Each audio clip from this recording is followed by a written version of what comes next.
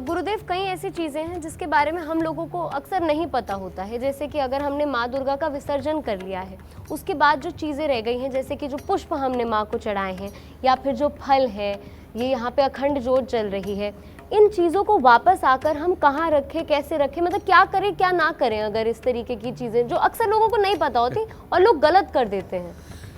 नहीं बेटा, जो परमात्मा को पुष्प अर्पित होते हैं जी, उनका तो सदियों से एक ही विधान चला आया है और वो आया है कि इनको जल प्रवाह कर दो। उसका कारण क्या है? किसी भी प्रकार के फूल हैं अगर वो जब हम जल में विसर्जित करते हैं तो इन फूलों के अंदर जो मिनरल्स होते हैं वो मिनरल्स उस पानी के अंदर घुल के वो हमारा किसी न किसी रूप में भला ही करते हैं, ठीक है। और उससे पौष्टिकता जल की और बढ़ती है और उस पानी को जो पीता है उसको किसी न किसी रूप में लाभ ही मिलता है।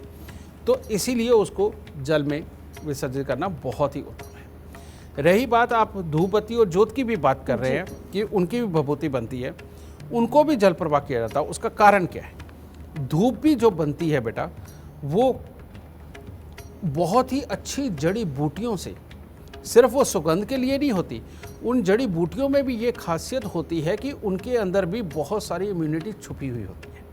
आपको साईं बाबा की उदी भी याद होगी, उससे पहले भोलेनाथ के भी बहुत सारे अनुष्ठान ऐसे होते हैं जिनके अंदर बहुत खास लकड़ियों का प्रयोग किया जाता है। बहुत सारे देवी देवताओं का बड़ा अलग अलग यज्ञ होता है और उस यज्ञ के अंदर बहुत ही खास लकड़ी का विधान होता है, अलग अलग लकड़ियाँ होती हैं।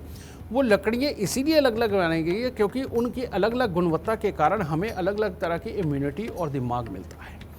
तो इसीलिए ये भी जो जली हुई जो भस्म होती है, इससे गंदगी नहीं होती। इसको अगर आप जल में विसर्जित करते हो तो इनके जो गुण हैं वो जल के अंदर मिल करके वो किसी न किसी के अंदर ही जाते हैं, क्योंकि चाहे कोई जीव हो पानी तो ज़रूर पिएगा। तो इससे कहीं ना कहीं इंसान का या धरती पे कोई भी जीव है उसका कुछ ना कुछ भला ही होता है, ये बुरा नहीं होता। तो इनको विसर्जित करना चाहिए। प्रसाद के रूप में अगर फल है या मिठाई है तो बेटा वो तो आप सब लोग अपने घर पे ही प्रसाद के रूप में खा जाओगे, समझ गए। तो उससे भी मन की भी तन की भी सारी शुद्धता बनती है और आपके शरीर को ताकत और पौष्टिकता भी मिलती है। तो सही मायने में इसका विधान यही है कि जो फूल हो, भभूति हो, उसको आप जल प्रवाह करें।